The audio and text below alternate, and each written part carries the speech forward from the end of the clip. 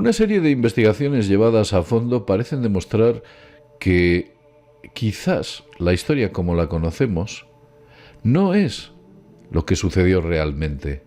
Quizás los momentos históricos que nos han dicho donde sucedió el Imperio Romano, el antiguo Imperio Egipcio, el antiguo Imperio Griego, quizás todo lo que conocemos y sabemos sobre la historia tal vez está desordenado, desubicado y por supuesto equivocado. Quizás estamos en una época totalmente distinta a la que nos han dicho. Es muy posible que no sea el año 2022. Es muy posible que sea un año muy diferente al que nos han contado.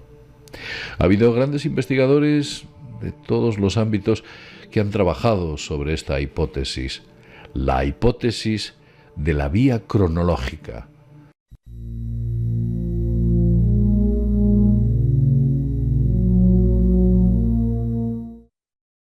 Buenos días y bienvenidos a mundodesconocido.es. Sí, como he dicho, para hablar de este tema tenemos a un gran especialista, André Marful. André, ¿qué tal estás? ¿Qué tal te encuentras?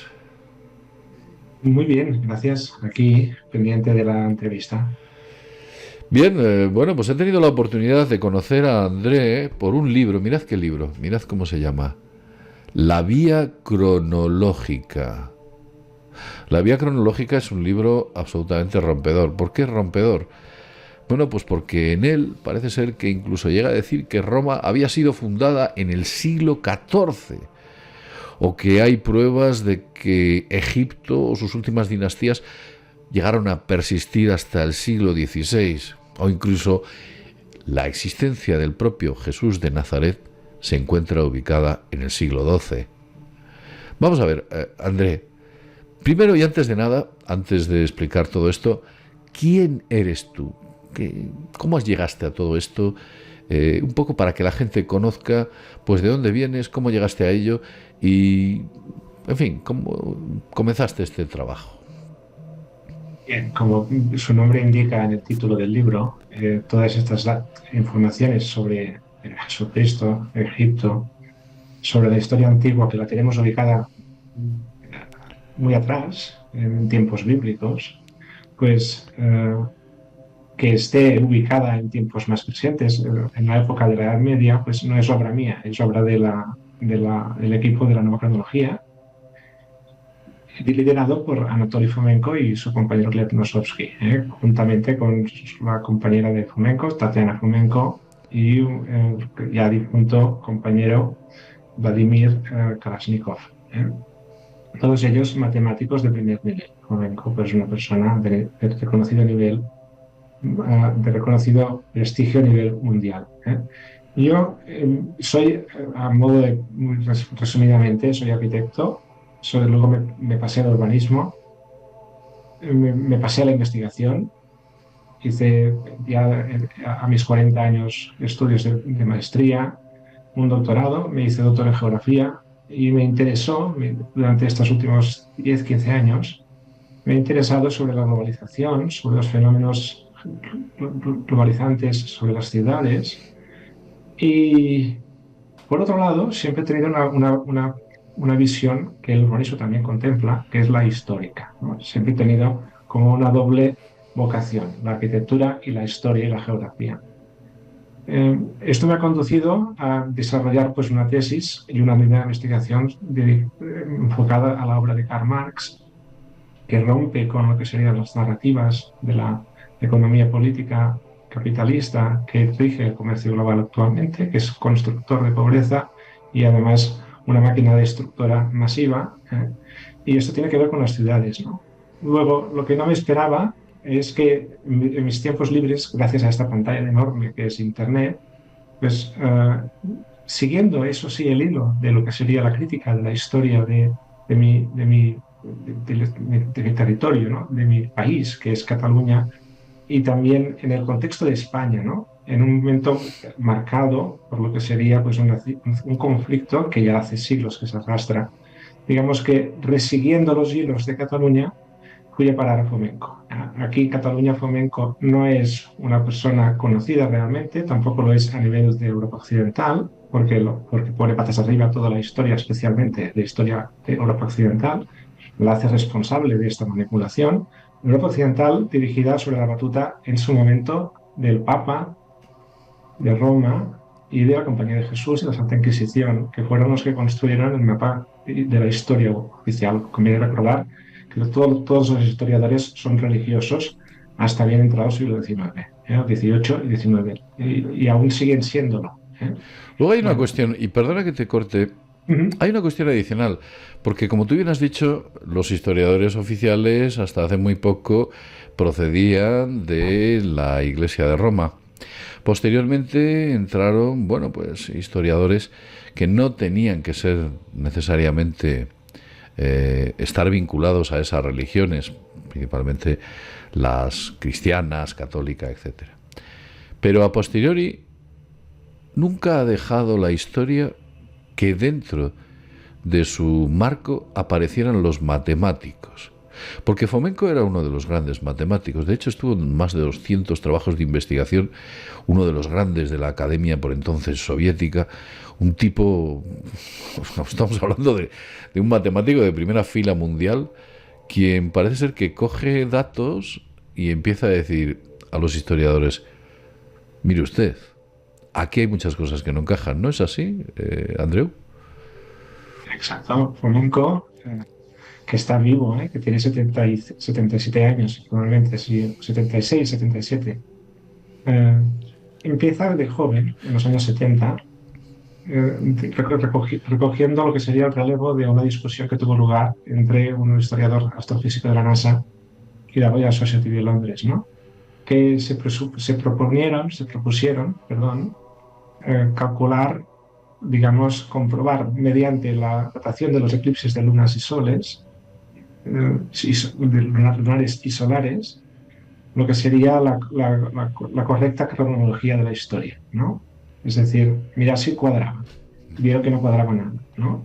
Entonces, hasta llegó al punto de que se llegó a cuestionar no solamente Fomenko, sino el propio astrofísico de la NASA, que se llama, no sé si todavía sigue entre nosotros, Robert Newton, se llegó a cuestionar incluso la propia naturaleza y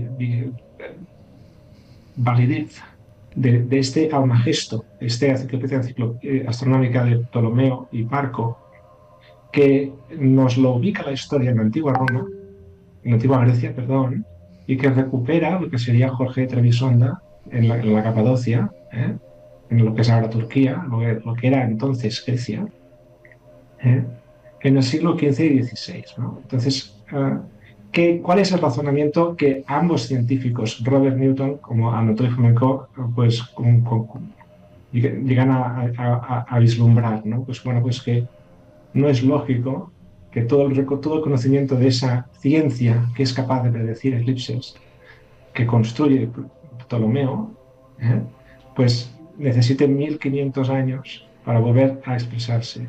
Y Fomenko va un poco más allá. Y lo que hace... Vamos a ver, sí, voy a intentar explicarlo. ¿Quieres decir que Robert Newton, que nada tiene que ver con Isaac Newton,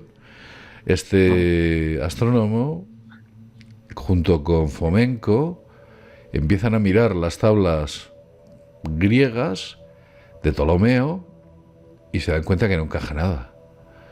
Y sabían que Ptolomeo no era tonto, precisamente. Cuando ponía que había un evento astronómico, pues no se lo imaginó, sino sencillamente lo vio y lo escribió.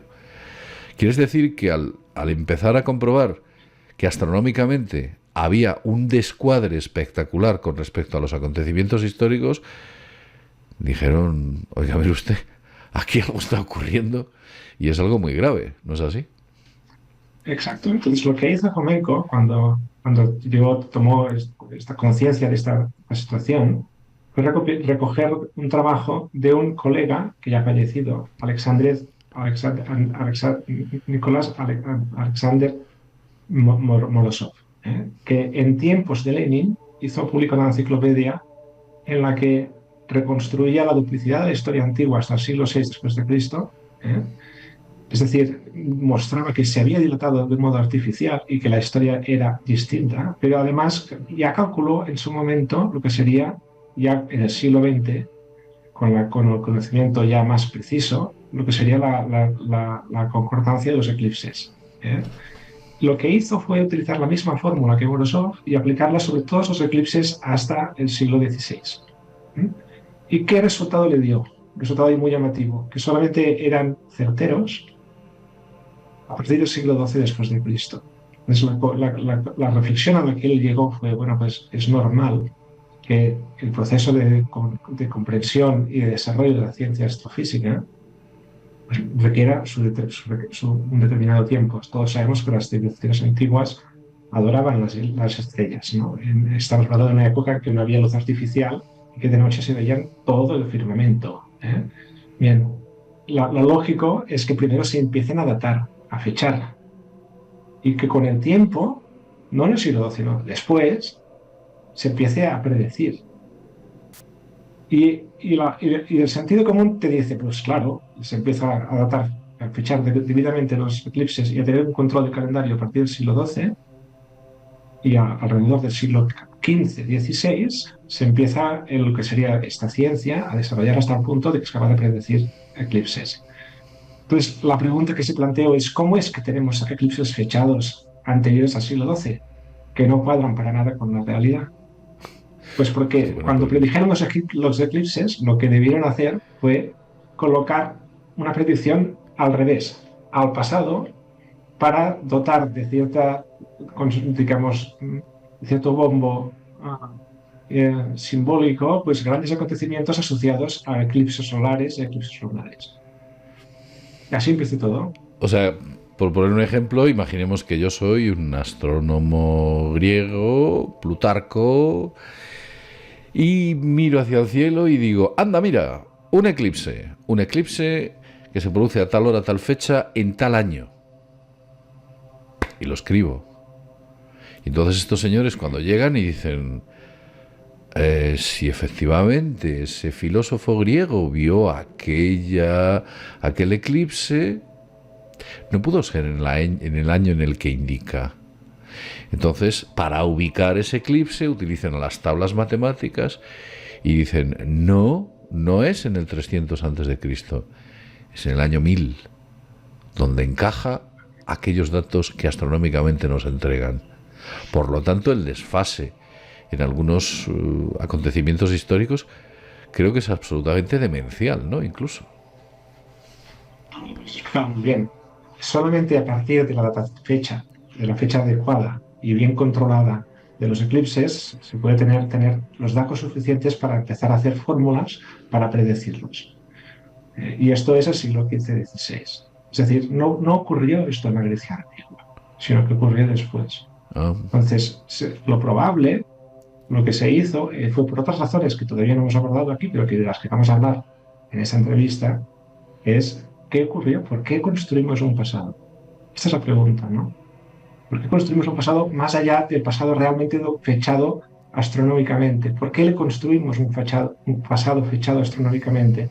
¿Por qué lo decimos? Y además lo decimos mal, porque nos pensábamos que teníamos las herramientas para prever los eclipses al futuro y al pasado adecuadas, pero resultaba pues que la ciencia de la comprensión del cosmos y del sistema solar pues todavía tenía que hacer un determinado proceso.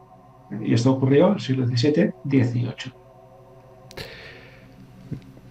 Vamos a ver, y un poco para que la gente entre en contexto y que vea la gravedad, por no decir gravedad, vamos a usar otro término, la amplitud del error. ¿Nos puedes poner algunos ejemplos muy flagrantes sobre ese desfase?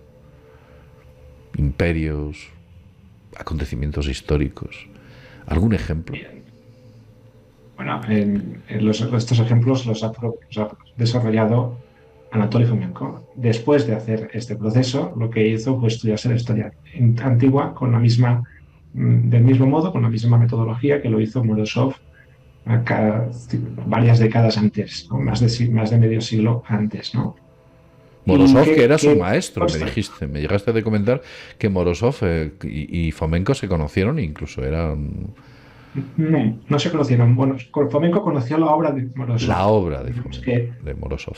Sí, exacto. Bueno, la obra de Morozov se hizo muy popular en los años 20, porque la popularizó lo que sería la la Unión Soviética. Mm.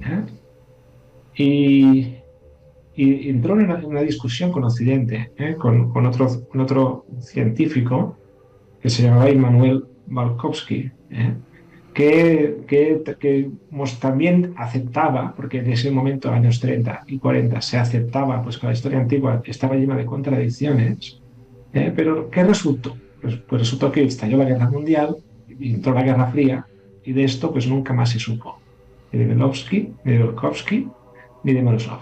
¿eh? Pero a nivel científico, a nivel académico, Morozov seguía teniendo pues, su obra en la biblioteca de la universidad donde estudiaba el joven Anatoly Fomenko. Entonces, ¿qué descubrió? Me preguntabas qué cuestiones flagrantes de la historia Sí, antigua. Pues la más flagrante es la Biblia, el texto bíblico. El texto bíblico no es una historia de miles de años. Conviene recordar que Moisés escribió de una sola pluma desde el Génesis hasta la salida de Egipto, ¿no? Es decir, ¿por qué tenemos que creernos que el Señor escribe un cuento, una historia, que la historia futura o la historia, digamos, que nos ha llegado escrita, nos dice que son miles de años desde la creación hasta la salida de Egipto, sí. 3, 4.000 años, dependiendo de las fuentes?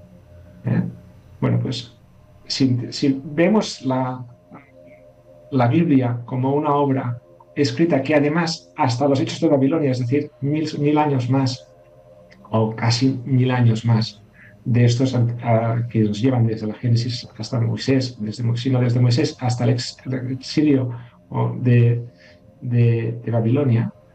Toda esa historia, el texto bíblico nos lo relata también pues, como una historia continua. Es decir, tanto Spinoza como Isaac Newton, como otras personas, ya habían dicho en su momento que ese texto se había escrito al final, aunque sean distintas historias, había sido compilada por una serie de personas y luego se les puso unas fechas. ¿Vale? Bueno, pues esta historia bíblica, según la reconstrucción los estudios que ha realizado Fomenko y compañía, tenemos que ubicarla entre los siglos XV y XVI.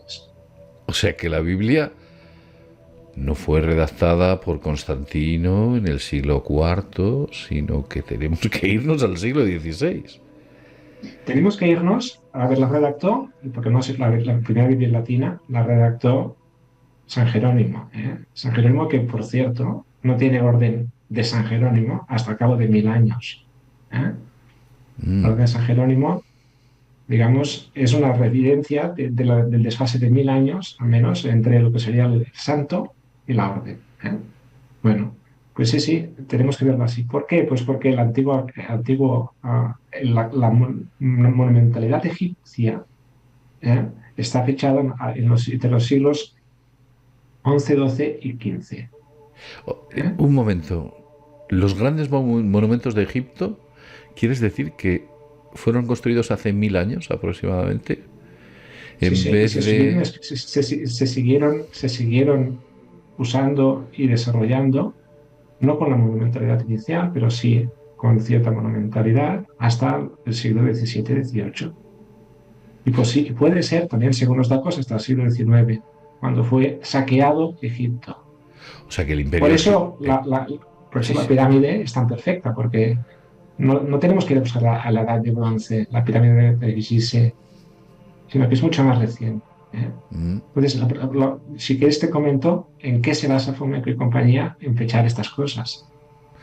Bueno, tú sabes que hay teorías que hablan, por ejemplo, Robert Bauval, que habla de que la pirámide está ubicada en el 10.500, estoy hablando de memoria, puede que me equivoque, en el 10.500, la última glaciación, no encaja en el contexto histórico, está carente de jeroglíficos, tiene incluso un tipo de construcción que no es muy típica en los propios egipcios, aunque después hacen un montón de pirámides, debe haber más de 170 pirámides en Egipto, 178 me parece que tienen datadas concretamente, pero me estás diciendo que el imperio egipcio tiene su decadencia en el siglo XVIII, XVII o XIX incluso, cuando la historia contemporánea dice que tiene su decadencia con la entrada de los griegos, Ptolomeo, que estamos hablando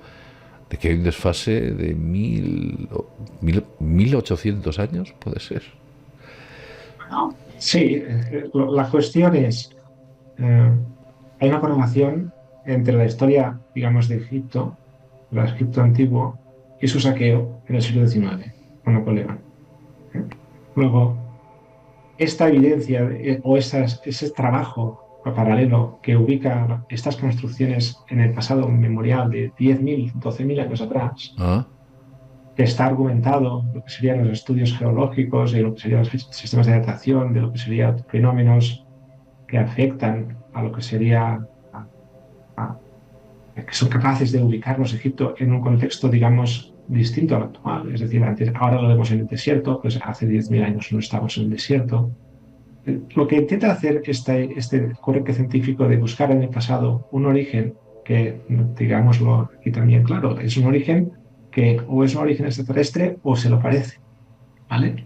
Es decir, un origen, digamos, insólito, ¿eh? Que tiene sentido en el siglo XX cuando aparece lo que sería el fenómeno ovni, ¿vale? Bueno, cuando tenemos ya una idea de lo que sería el universo, más allá del sistema solar. Este corriente está muy bien argumentado, está presentado. Pero esta es una manera de responder a la pregunta del millón que plantea Van Daniken en el año 68 con su libro Recuerdos del Futuro, Recuerdos del ¿eh? futuro, sí señor. Que se hizo famoso, en que lo que planteó de un modo muy, muy brillante, por eso se vendió millones de ejemplares, pues que pues a lo mejor estas pirámides que nos dicen que tienen 4.000 años y que son increíblemente perfectas, pues no las hizo el ser humano, sino que tuvieron el apoyo, la ayuda de una inteligencia superior. ¿Vale? Bueno, esta es una respuesta razonable y que tenemos que tomárnoslo en serio si detrás hay gente que se lo toman en serio. Otra cosa es que haya gente que haga un poco que lo tome y que especule demasiado y que se vaya por las ramas y que vea lo que no es. Ah, Que correcto. imagine, que imaginar no está de más, imaginar también es ciencia. Hacer Bueno, una hipótesis es hacer ciencia. si ¿Eh? hablamos de Es hechos, imaginar. tú ponte en el lugar de unos señores que vivían en cabañas de paja. ¿Cómo podían mover 2.600.000 piedras de unas 7 toneladas de media con una precisión semejante, con conocimientos matemáticos básicos y un analfabetismo prácticamente del 99,9%? ¿Cómo pudieron hacer aquello? Esa es una pregunta muy sencilla. Y ya no nos ceñimos a las rampas, a cómo lo movieron, a cómo izaron las piedras desde los barcos, porque ellos no conocían las grúas. Y las piedras vinieron del otro lado del Nilo, por consiguiente, las tuvieron que izar, colocar en barcos, porque los barcos no se pueden cargar arrastrando, hay que cargarlos desde arriba con grúa, si no se hunden. ¿Cómo pudieron transportarlo 700 kilómetros desde las viejas canteras? ¿Cómo pudieron hacer todo eso? Y te estoy hablando de 3 pirámides, Keops, Kefren y Micerino. Si ya nos vamos incluso a los efectos que hay de la erosión sobre la esfinge, todavía son más sorprendentes. Y recordemos que la esfinge ha sido restaurada varias ocasiones. Quiero decir que la historia en estos momentos es un auténtico caos que, por cierto, intenta colocar en su sitio Fomenko y todas sus investigaciones. Y yo te voy a decir una pregunta. He leído por ahí, en tu documento, que fue en el siglo XV, cuando fue escrito el Apocalipsis de San Juan de Patmos. ¿Cómo es posible eso? En teoría fue escrito pues, en el primer siglo, el siglo I, ¿no? Bueno, esto tiene que ver, si me permites, con los eclipses. Hay con los eclipses, perdona, con los zodíacos que están transcritos, en este caso, en el mismo texto del Apocalipsis. ¿Eh? Permíteme hacer una pequeña reflexión sobre los Interesante. zodíacos porque viene a cuenta de lo que hablábamos de las pirámides. ¿Eh? Es importante resaltarlo porque si no, no se acaba de comprender, ¿no? El flamenco no tiene ningún interés en cambiar la historia. Lo que se encuentra es con una ciencia, la matemática, la ciencia astrofísica, que le permite, por ejemplo, hacer algo que nadie más ha hecho, solamente lo ha hecho su equipo, ¿eh? Con colaboración de científicos del Canadá y del Japón. ¿Vale? Mm. ¿Qué es? Pues darse cuenta de que en los techos y las paredes de muchos de estos templos egipcios hay una representación zodiacal que hace referencia a una fecha concreta. Correcto. Ha calculado a fecha de hoy, ha llegado ya a los 100 zodíacos. ¿Vale? Entonces, esto es una evidencia. Que lo refute alguien, que lo calcule, y si le da le da otro valor, pues que lo diga. Pero resulta que nadie lo mira. ¿Por qué no lo miran? Bueno, pues lo que le da a estos eclipses es algo muy racional. Hay templos primitivos que se ubican hasta el siglo 8, 9, 10 después de Cristo, respecto a lo que sería, si entendemos hoy que estamos en el siglo XXI, por supuesto, ¿vale? Te refieres, por ejemplo, Luego, a Déndera, ¿no? Donde está el famoso calendario, Dendera, el famoso zodiaco circular. Dendera es un templo que es como un gran patio con un muro, una finca rectangular con un muro, Ah, que así es. entras y dentro tienes un templo y dentro está el zodíaco, un zodíaco circular que está en el Louvre, que fue robado por los franceses mientras se dirigía hacia Moscú. ¿Eh? Y ahí está, robado y en el Louvre. ¿Eh? Bueno, pues este zodíaco que un científico francés, por raciocinio, sin hacer uso de ningún tipo de cálculo astronómico, que echó a poco antes del nacimiento de Cristo, es decir, lo ubicó en coherencia con lo que sería la historia oficial, pues Fomenko y compañía lo hacen de un modo mucho más objetivo, al menos con un método científico, que es decir, pues si está clarísimo, es circular, están ahí las constelaciones, los planetas, sabemos lo que significa cada cosa, esto es el Sol, esto es Marte, esto es Mercurio, esto es Sagitario, esto es Géminis, ¿vale? Bueno, pues, ¿qué resultado le dio? Pues el año 1185, concretamente el 15 de marzo. Y resulta que de esta misma fecha muere un emperador romano en la historia oficial que se llama Andrónico Comneno, que murió igual que Cristo, condenado y traicionado por sus iguales, Bueno, pero eso, martirizado durante 3 días, se le clavó una espada y dijo, Dios, apiádate de mí. Es decir, y esto le ha llevado a construir lo que sería la tentativa, la propuesta argumentada de que probablemente esta fue la fecha. Esta fecha fue importante por alguna razón y quién sabe si realmente no deberíamos de buscar lo que sería la pasión de Cristo en el año 1185. Permíteme, te respondo ahora al tema del Apocalipsis. El Apocalipsis es un texto que, para quien no lo sepa, es el último libro de la Biblia. Es el último documento, es lo que pone fin al Nuevo Testamento.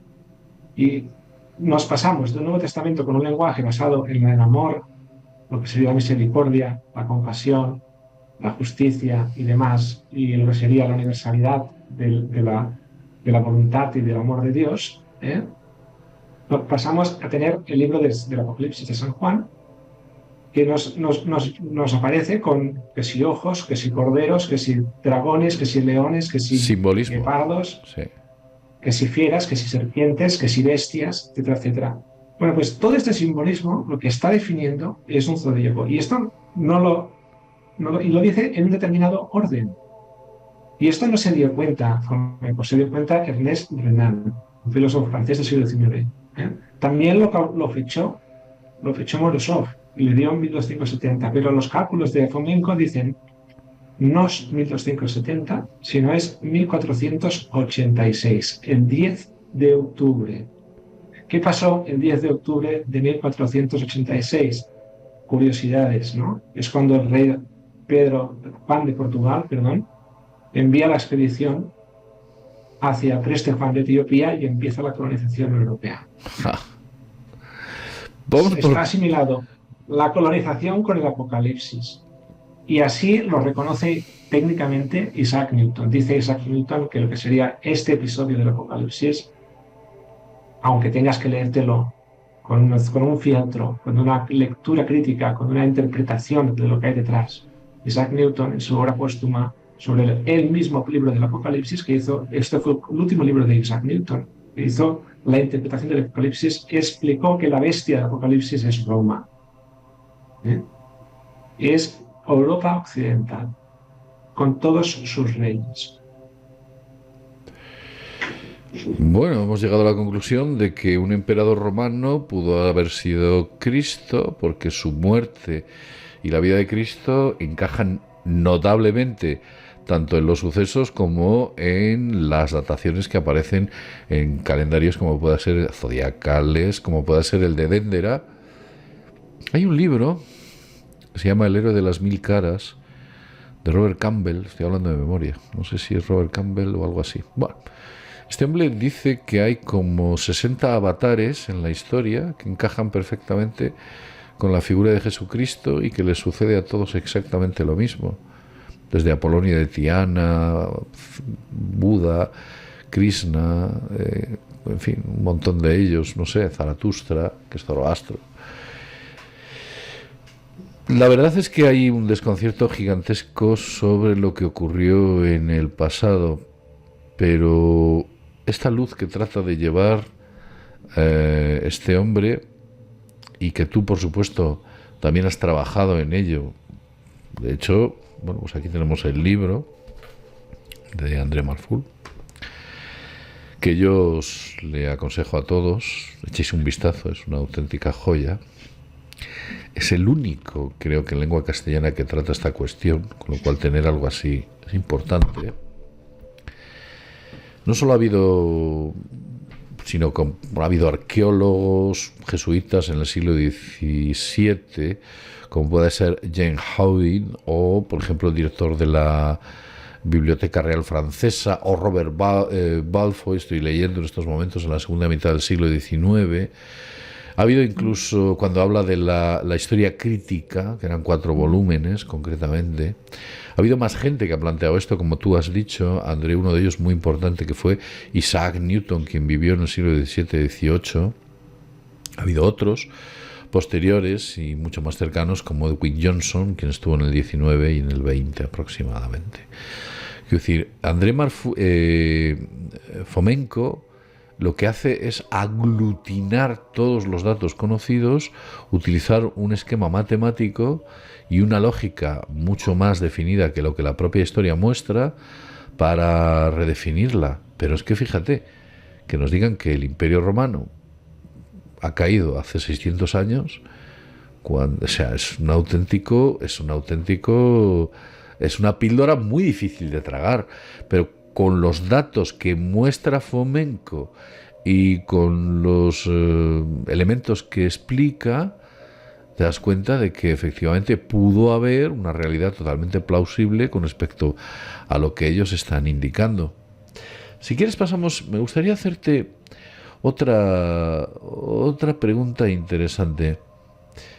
¿Qué interés ha existido en cambiar la cronología histórica? Alguien se ha lucrado de una manera o de otra para hacer todo esto, porque esto no es casual. Alguien sabía lo que estaba haciendo y no lo estaba haciendo sin darse cuenta, sino que se dio cuenta de que estaba obrando contra las fechas establecidas. ¿Qué intereses había en todo esto, Andreu? Bueno, aquí estamos en el terreno de la reconstrucción, estamos en el terreno hipotético. Esta pregunta debe tener muchas respuestas, porque si realmente sucedió, es porque confluyeron muchas cosas. Entonces, algunas las podemos deducir, las podemos razonar, las podemos argumentar, pero seguramente no las tendremos todas. Una de ellas es fundamental, José Luis, es entender que esta historia, este mapa antiguo, se construye antes del siglo XIX, cuando Charles Darwin nos plantea la teoría de la evolución. Fijaros lo que ocurre. Pasamos de tener en el siglo XVIII una historia que empieza en el espacio, digamos, dominante, que es Europa occidental, espacio de cristiano, ¿vale? También judío. Tenemos una creación que siguiendo el calendario bizantino, pues tendríamos que buscar como 7.500 años atrás. Entonces, teníamos la historia completa de la humanidad, eran 7.500 años. Pero con Charles Darwin son millones de años. O sea, que cuando el hombre pasó a ser hombre, ¿no? Aquí entraríamos otra vez en el espacio especulativo de qué fenómenos se sucedieron para que el hombre empezase a ser una especie civilizada. ¿Vale? Pasamos del creacionismo al evolucionismo. Digamos, en el siglo... Exacto. Entonces, ¿qué significa tener una creación? Haber escrito un libro, a lo mejor en clave simbólica. Bueno, yo pienso, seguro que no se pretendió, cuando se escribió el Génesis, lo que se hacía allí era una lectura interpretativa, como simbólica, como lo es cualquier libro poético. ¿Vale? Esta es la interpretación. Pero claro, ¿qué teníamos sobre la marcha? Ponernos en la mente de Fomenko. Fomenko ya tiene claro, está convencido de que la historia realmente documentada empieza hace poco más de 1000 años, pero mal documentada, y que tarda como 3-4 siglos a empezar a estar bien documentada. ¿Vale? Tenía el ser humano una historia de apenas unos pocos siglos, en el siglo XVI, XVII y XVIII. Seguramente bien documentados apenas 1, 2 o 3. ¿Vale? Pero tenía que defender una historia. Y el poder de Dios es ahí donde vamos, ¿no? Pues sí. Cuando en un determinado momento, por una razón, por sencillamente rellenar este espacio, pues se construye lo que sería un relato. Con la particularidad que de por medio se construyó, esto es una aportación, digamos, también en el terreno de la reconstrucción, que tiene que ser valorada debidamente.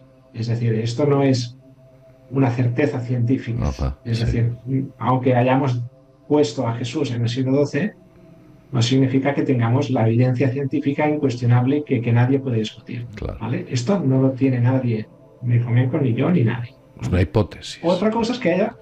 Exacto, es una hipótesis que se está poniendo a prueba. ¿Vale? Bien, bien. Entonces, ¿de qué te sirve poner a Jesús 1000 años atrás? Es decir, pasarlo del siglo XI-XII al siglo I. Pues te sirve para construir su poder. Entonces, aquí, ¿quién construye Cristo? El actual Cristo, el Cristo que nos viene en la Biblia. Sabéis, no sé si sabéis, que el texto último de la Biblia autorizado por el Papa de Roma es del año 1592. Año oficial. Un año que, según Fomenko, puede ser que esté realmente en el siglo XVII o XVIII. ¿Vale?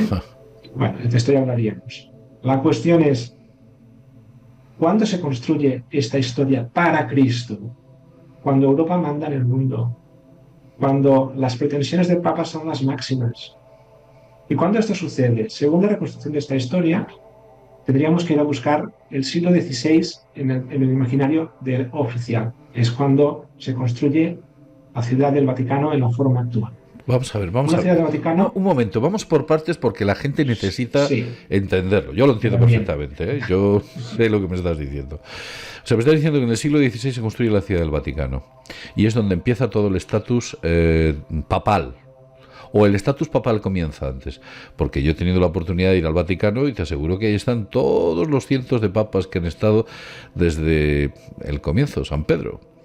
Entonces, todos esos papas que ahí aparecen, o bien no vivieron los años que dicen que vivieron muy poco, o bien muchos de ellos no existieron posiblemente. ¿Cómo es posible? Ellos lo tienen allí. O sea, ¿qué ocurre con los papas, por ejemplo? ¿Se los han inventado, presumiblemente? Sí. Parece ser que sí que se los han inventado, José Luis. Se han inventado los papas, los emperadores de Roma, se han inventado las genealogías de todos los poderes del mundo, tanto de Roma como de Grecia, como del reino de Judea, reino de Israel, como de Sacro Imperio Romano, como el Imperio Carolingio, como el reino de Inglaterra, que está copiado de la historia de la antigua Bizancio. Ese es ¿Vale? buenísimo, eso es muy bueno. Otra cosa que yo también quiero preguntarte Mm. es que si se han inventado todo esto, es que hay intereses territoriales para anexionarse ciertas cuestiones, ¿no es así? Estamos hablando de control de poder, control territorial del mundo occidental. Bueno, aquí hay una pregunta, esta pregunta es la pregunta de millón. Es una gran pregunta que requiere una gran respuesta, que no sé si la tengo. Pero te la voy a responder de un modo muy sencillo, a ver si me sale bien. ¿Eh? Es decir, se construye un pasado simbólico. El Génesis, la Torá, Moisés, Salomón, ¿vale? Se construye Cristo. El Cristo en su origen sería pues, una imagen del emperador, que es la palabra de Dios en la tierra, el típico emperador, ¿vale? Que es la imagen del Cristo bizantino, Ah, el que allí no aparece en la cruz y en el nacimiento. correcto. Es el Pantocrátor, es el Pantocrátor. Es el de las monedas. Y te dicen, este es un emperador, es igual que el Cristo. Igual. ¿Vale? Bueno, ¿qué sucede? Sucede que el conocimiento avanza. Lo que en su momento es un libro de historia, que es un boceto de unos 150 paginitas de la mano, que es la historia completa de la humanidad, pues ahora no, ahora ocuparían miles de kilómetros de librería, ¿no? Pero en su momento no. ¿Qué sucede cuando se tiene la capacidad o la oportunidad de decir, mira, es que no hubo creación, ¿vale? Nos lo inventamos. O sea, el ser humano podría haber dicho, el Papa podría haber dicho, no hubo creación, ¿de acuerdo? Es que Dios no existe, es que Dios es otra cosa.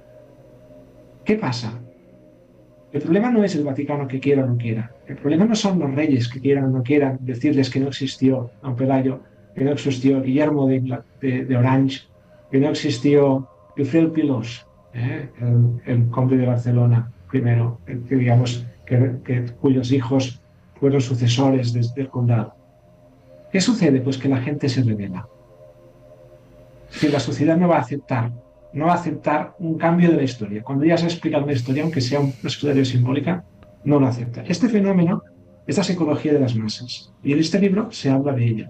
¿Ya? El primero que habla de ello es Gustave Le Bon, año 895.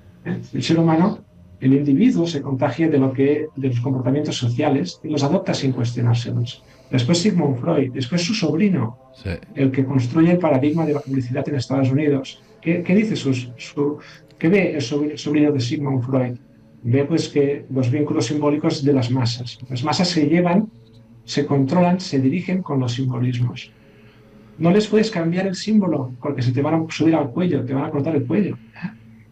Hasta llegar al punto de lo que sería la obra de Richard Dawkins de 1976, una obra también recomendabilísima, se llama El gen egoísta. ¿Qué es el gen egoísta? El gen egoísta es el meme, él le llama meme, es la memética. Son unidades o genes culturales, los llama, modelos cambiantes de transferencia de información cultural. Es decir, podemos evolucionar, lo que sería la idea de la historia, pero tenemos que evolucionarla a partir del anterior. ¿Eh? Es decir, se construye un meme, se construye Cristo, San Jorge, se construyen iconos, ¿vale? Y luego las creencias y los valores de la sociedad les dan continuidad. Ahora, por ejemplo, estamos construyendo muchos memes. Estamos en la época memesiática. Ah. Por ejemplo, bueno, ahora me iría con las ramas un poco. Todo lo que sería el fenómeno de los Anunnakis, los Nefilim, Bueno, de lo que sería el espacio extraterrestre. las tablillas están ahí, fueron traducidas por Sí. por Zecharia Sitchin, otros traductores oficiales, e incluso recientemente han sido traducidas por un alemán que perteneció a la Comisión Europea. Por cierto, el tipo habla 17 idiomas y como deporte aprendió 3 lenguas muertas. Y este hombre, al traducirlo, la única respuesta que dio es que, mire usted, pues el señor Sitchin prácticamente no se equivocó en nada. Quiero decir que las tablillas están ahí. Ahora, el problema está en que esas tablillas tengan el tiempo que indican. Es decir, en las tablillas se habla de Enki, Enlil, Gilgamesh, no lo sé, la epopeya de Gilgamesh, por supuesto, ahí está. Están las tablillas en Alemania, están las tablillas en Nínive, están las tablillas, es decir, se pueden palpar, se pueden tocar, yo las he visto en el Louvre, las que se pudieron descubrir, es decir, aquello está. No es un icono, pero tú lo que tratas de decir es que sí, y es cierto que hay un montón de iconos, pero que no se pueden derribar los iconos porque derribar los muros de Jericó hacen que Jericó desaparezca, ¿no? Exacto, exacto. Y por otro lado, me hablabas de estas tablillas. Claro que hablan de pasado. Es que la divulgación de la historia no se la inventa Roma. La divulgación de la historia también lo hicieron los judíos, lo hicieron los hindús, Todos. lo hicieron todos, todos. ¿Por qué? Porque el ser humano necesita tener una explicación para el origen. Ahora tenemos una explicación científica, pero ¿qué ha sucedido? Tenemos una explicación científica, pero nos hemos quedado con la historia que No. construimos cuando no teníamos esta explicación científica. Esta es la gran tragedia del modo cronología. O Y sea, esto, quiere yo decir, solamente son... quiere decir que esta píldora no se quiere digerir por la historia oficial porque lo que haría sería tener que tirar a la basura unos cuantos miles de volúmenes, decenas de miles, si no cientos de miles de volúmenes. Algo que afectaría directamente a los cimientos de lo que las personas creen conocer sobre la historia que ocurrió. Si partimos de la base de que estamos diciendo, entre otras cosas, bueno, yo es que he leído cosas como, por ejemplo, que la guerra de Troya, que fue en el siglo XIII antes de Cristo, teóricamente, no fue en el siglo XIII antes de Cristo, fue en el siglo XIII después de Cristo, Después. que encaja Sí. con la instauración de Anjou en Nápoles. Pero que encaja, pero como un guante. O sea que, Sí, sí. claro, tendríamos que entender, pues no sé, para comprender todo esto habría que recurrir a la ciudad de Troyes, en Francia, porque se llama así, o ver algún tipo de... No lo sé, pero realmente es absolutamente sorprendente. Fijaos, estamos hablando que la guerra de Troya es un desfase de 2.600 años. 2.600 años en la guerra de Troya. Que parte la guerra de Troya de un escrito de la Ilíada, un escrito que presuntamente fue redactado siglos antes de Cristo. Por consiguiente, ese escrito no puede tener la fecha indicada. ¿O qué ocurre aquí? Vamos a ver. La batalla de Troya, Flamenco demuestra que está copiado la narrativa de las guerras góticas que tuvieron lugar aquí en el norte de Italia, sur de Francia, actual. Ah, A ver, una aclaración. Las equivalencias de las dinastías y las duplicidades de las dinastías también es obra de Flamenco. En el libro aparecen 17 tablas transcritas como las principales. Están en el anexo. También aparecen 20 gráficos de equivalencias y de descripción de sucesos. las voy a enseñar alguna para que la gente vea que, bueno, pues lo que aquí se está mostrando nadie se lo ha sacado de la manga, sino que sale de algún lado. Por ejemplo, mirad el recorrido, el análisis, la comparación histórica que hace, si esto es un pequeño ejemplo, con respecto los gráficos que son claros y nítidos, además se cogen los libros de historia y están. Esto no se lo ha inventado el señor Fomenko, esto es historia, y vemos como efectivamente cuando hay duplicidad de emperadores, de fechas, de ciudades, es que están aquí, es que está aquí y se puede recurrir a los anales reales y efectivamente ahí aparecen. Exacto. Sí, sí. Y bueno, pues sí, la historia de la guerra de Troya, lo que viene es una historia escrita en clave simbólica, muy recurrente en los primeros libros de historia que sucedieron justamente después. Es decir, es muy común decir, después de Troya vinieron de Iberia, de la Iberia de Georgia, un pueblo hacia España, hacia la actual Hispania. Pero después de Troya sucedió casi todo. ¿Qué pasó? ¿Qué fue entonces Troya? Troya, pues pensamos que es Constantinopla. Puede serlo, pero la verdad que es una hipótesis y no tiene un fundamento. En verdad es una simbología. Es una historia donde las personas son pueblos, son símbolos, son poderes religiosos. Y puede ser que tuviese que ver con la ocupación de Occidente. Claro que tiene que ver con la ocupación. Puede que tenga que ver con Francia. Puede que tenga que ver con la corona de Aragón. Puede que tenga que ver con los catalanes, que Isaac Newton dijo que los catalanes eran medio alanos, medio unos, ¿eh? Y medio chati. Y los chati no nos dice quiénes son, pero los chati podría haber sido un pueblo germánico o también podría haber sido los antiguos hititas que pelearon con Egipto. ¿Por qué lo digo esto? Porque el imperio hitita, que es el que se construye una guerra en lo que es el actual, el que era entonces en lo que se llamaba Canaán, ¿vale? Ah, ¿Eh? ¿Qué sentido tiene que ese pueblo viniese hacia las tierras, digamos, medievales catalanas? Bueno, pues porque vinieron con los judíos.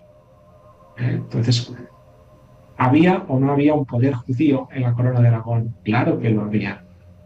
Y también había un poder judío en todo Provenza, cuando Provenza y Aragón eran el mismo dominio, según la historia oficial. Yo aquí le pondría pues también muchas pinceladas, ¿no? Pero no vamos a hablar de hay Aragón. Pero muchos sí que tiene vestigios que ver judíos en todo lo que es la corona de Aragón, muchísimos, muchísimos. muchísimo. Bueno, Ah. y en todo lo que sería la Castilla la Vieja.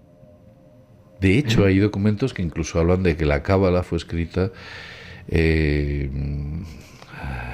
en Aragón, en el norte de Aragón, concretamente por un maestro muy conocido dentro del mundo sefardí. Y el dato te lo podía buscar con más concreción, pero se habla de que el origen de la Cábala es un origen sefardí, concretamente me parece que es Huesca, ¿no? La zona de Huesca, por ahí, donde es escrito Seguro. por maestros maestros cabalistas que llegan a ciertas conclusiones. En realidad son mecánicas celestes o mecánicas humanas, es mucho más complejo de lo que podamos entender. Pero fíjate, Fomenko dice, a ver, los emperadores romanos enlazan con el Sacro Imperio los emperadores romanos con el Sacro Imperio Romano, posteriormente con los Augsburgo y posteriormente con los carolingios. O sea, los carolingios son descendientes directos de los emperadores romanos. ¿Y dónde quedan los merovingios? Que presuntamente eran los carolingios eran los pajes o los sirvientes de los merovingios, los reyes merovingios, meroeos, no sé. Bueno. O sea, hay un... Bueno, este tema, lo que sí que dice es que la historia del dominio carolingio, no el merovingio, el carolingio como Carlomagno, Carlos Martel y demás, esa historia tenemos que ir a buscarla en los siglos XV y XVI. Ah, De esto se habla también en este libro, que forma parte de una investigación, la mi investigación. De hecho, este libro ha evolucionado y ahora estoy investigando otras cosas, entre ellas tiene que ver, dar una respuesta al imperio merovingio, a lo que sería la dinastía merovingia. sí. ¿Cuál es la respuesta provisional que está sobre la mesa? Pues que la historia merovingia es un duplicado, es una copia al pasado de la historia carolingia. ¿Eh? Es O decir, sea que se solapan. en verdad son la misma historia. La misma historia. La historia Puede ser, merovingia puede ser, empieza puede ser. con la invasión de los hunos. Sí. La resistencia franca que resistieron los vándalos, es decir, no fueron los francos que vencieron o resistieron pusieron freno a la expansión de los hunos. Los hunos llegaron hasta el norte de África. Lo que hubo allí fue como una especie de guerra civil. Todas las tropas que estaban del lado franco, aparte de historia oficial de Roma, Ah, eran las tropas también túrquicas, que se habían instalado hacía unas décadas en Europa Occidental hasta el norte de África, o sea, o Portugal, Galicia y demás. Bueno, entonces, en ese momento nace lo que sería la dinastía merovingia. ¿Vale? Pero luego, lo que te dice Fomenko es que esta historia, esta invasión tártara de los hunos, los alanos, luego los visigodos y demás, son copias de los mismos poderes que luego fueron los poderes carolingios. Lo que pasa es que los primeros fueron bárbaros, los siguientes fueron civilizados y cristianos y los siguientes fueron romanísimos, que son los carolingios. entiendo. Pero las tres historias, unos, visigodos, carolingios, que construyen la historia de estos siglos, desde la caída del Imperio Romano de Occidente hasta su recuperación por obra y gracia de Carlomagno, todos estos siglos están construidos y son una misma historia, basada en 3 versiones, cuya historia real sería la fusión de las 3. Es decir, los primeros eran tartarísimos, luego fueron poderes que venían también de Bizancio, que eran los visigodos, y ya eran cristianos, y luego vinieron los carolingios que ya recuperaron Roma, los liberaron de los tártaros, etc. ¿No? Pues no, vinieron los tártaros y se quedaron, pero luego evolucionó lo que sería sus historias, tuviesen un desarrollo distinto, se enlazaron con lo que serían simbolismos precedentes, el emperador romano, la antigua Grecia, la antigua Vamos a ver. Roma, el antiguo Egipto, y al final lo que hicieron fue, perdona, discúlpame, es que cuando uno empieza tiene que terminar. Te entiendo, pero... Lo que hicieron fue, en cierto momento, construir lo que sería una variante de lo que serían sus orígenes. Es decir, en un espacio, digamos, ya autorizado simbólicamente en un proceso que es obra y resultado de lo que sería la propia construcción de esta historia dilatada, en la que la Iglesia se vio, digamos, implicada en todos los sentidos. Es decir, no tienes el máximo poder, porque ahora pensamos que los grandes élites tienen muchísimo poder, pero ahora están mucho más controladas que hace unos siglos. Vámonos al siglo XVIII. Ilustración, absolutismo, Santa Inquisición. Efectivamente. Bueno, de esto estamos hablando, ya me estoy repitiendo. Pero ahora te paso la palabra. Pero en realidad estamos repitiendo la historia. Los poderes fácticos del pasado que tenían un control absolutista están sucediendo en la actualidad, que siguen siendo fácticos y siguen siendo absolutistas. Pero no es más que otro nuevo intento de asaltar y hacerse con el control de la humanidad. Es otra vez más, en teoría sería así, ¿no? Ahora utilizan una estrategia quizás más tecnológica, pero en su momento utilizaban la fuerza bruta, la inteligencia, el conocimiento, también utilizaban otro tipo de tácticas. Según este recorrido que has hecho, y volviendo a lo que estabas comentando sobre la antigua Roma y los antiguos emperadores romanos, la actual nobleza, que buena parte de ella desciende de los carolingios, nobleza europea, estaría ligada íntimamente con los antiguos emperadores de Roma. ¿Es así? Y con los tártaros. Y los tártaros. Por eso son órdenes. En esta caballería, los tártaros son hordas. En catalán, orden no se llama orden, se llama horda. En catalán, las órdenes militares y las órdenes religiosas son órdenes. Las hordas, todas las órdenes mongólicas y túrquicas, que luego también fueron judías, que fueron las que ocuparon aquí la tierra, lo que hicieron fue civilizar, de algún modo, pues construir lo que sería el derecho del individuo a la propiedad privada, etcétera, etcétera. A ver, hay una cosa que es muy importante. ¿Quién custodia el poder simbólico del planeta? Cuando el poder simbólico es lo que mantiene unida la sociedad. Pues, ¿quién gobierna? ¿Quién manda? Esto nunca ha dejado de pasar.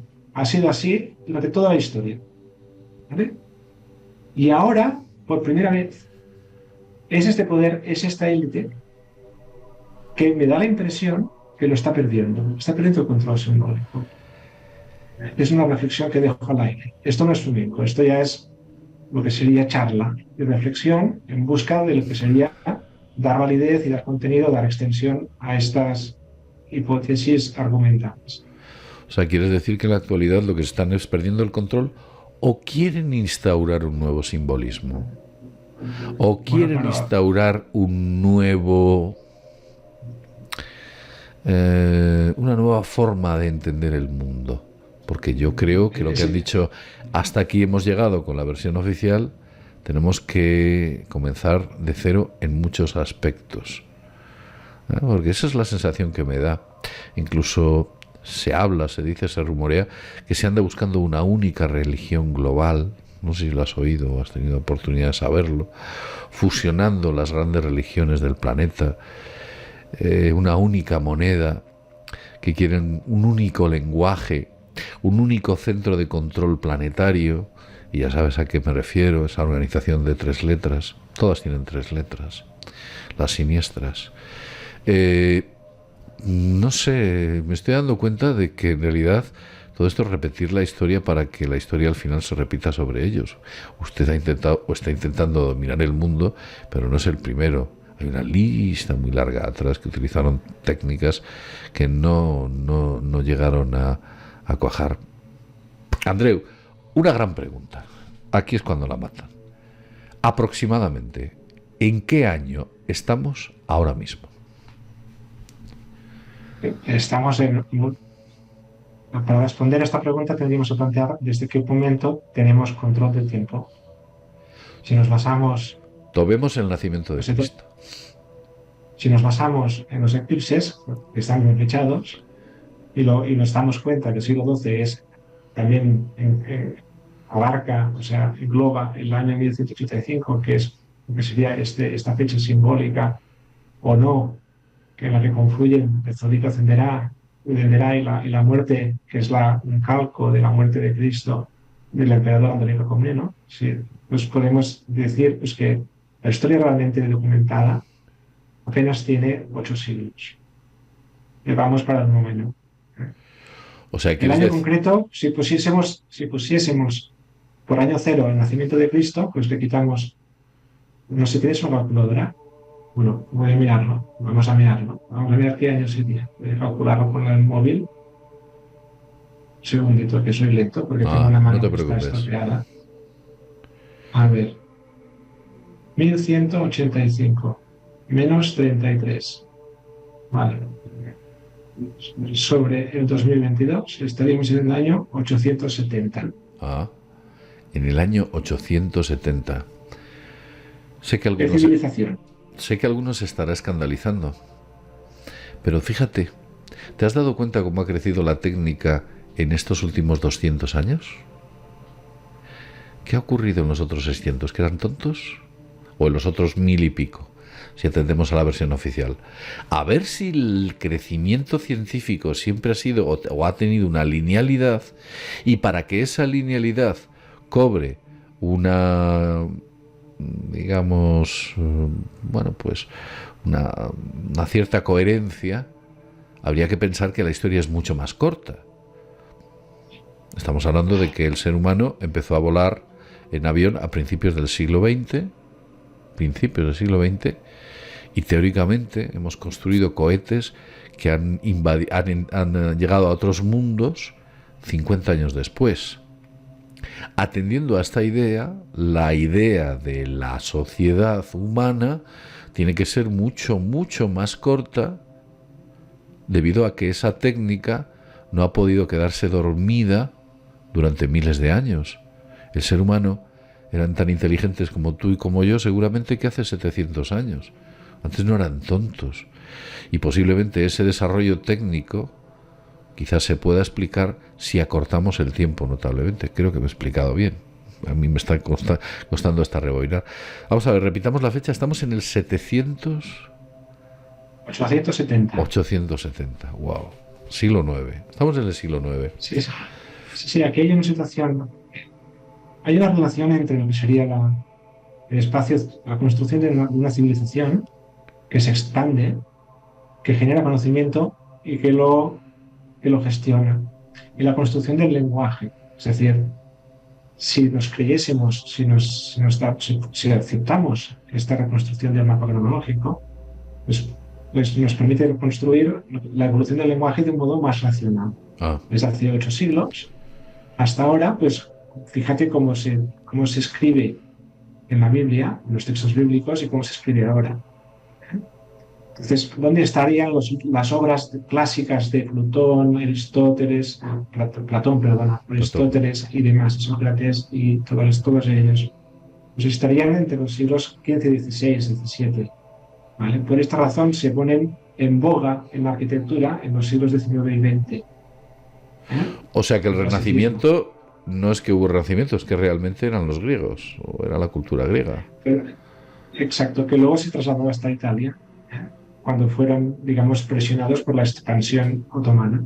De hecho, antes te comentaba lo del Vaticano. En el Vaticano hay un zodíaco, ¿lo sabías?